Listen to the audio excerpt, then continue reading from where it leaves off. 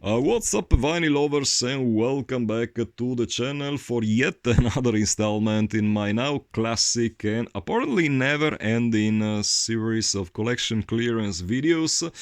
You know what's the deal here. Whenever I'm parting ways with one or more of my LPs, I take the chance to give them one final spin to see they're in as perfect conditions as I remember them, which is definitely the case for the two LPs we're gonna take a look at today and share some memories with you, dedicated old school metal vinyl crowd. You know what's the recipe here. This is like my 20th or so episode, so let's just skip that nonsense and focus on the two LPs.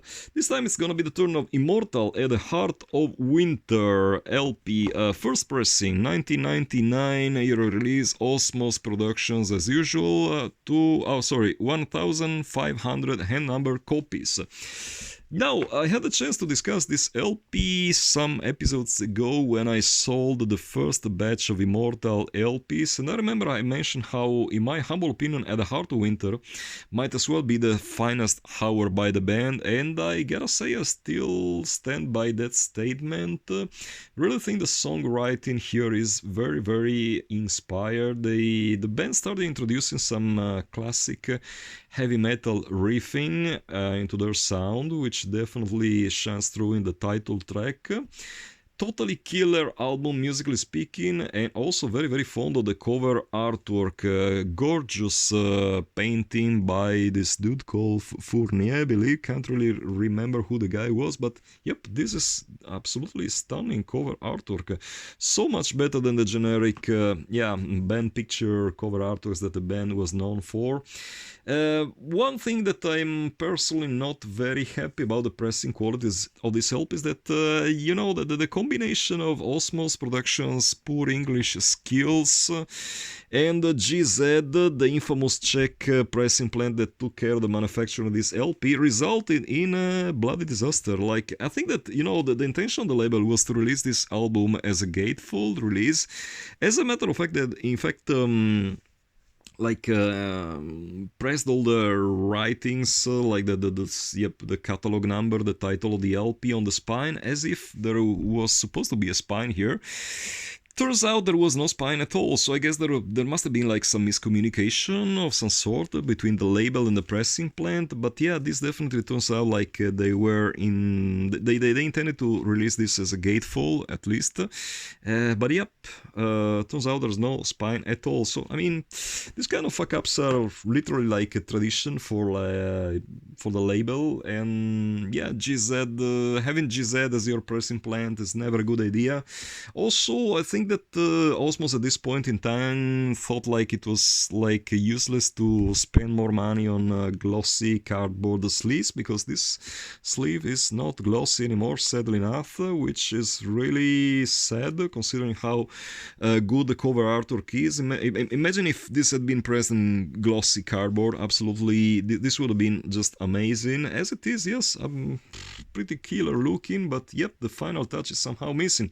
Bottom line, certainly a solid album that you want to have in your collection. The first pressing went for quite a lot of money. Not really, too keen on mentioning the insane prices that people pay for these records, but trust me, this didn't go for cheap. Much like the following album, Morbid Angel's Gateways to Annihilation.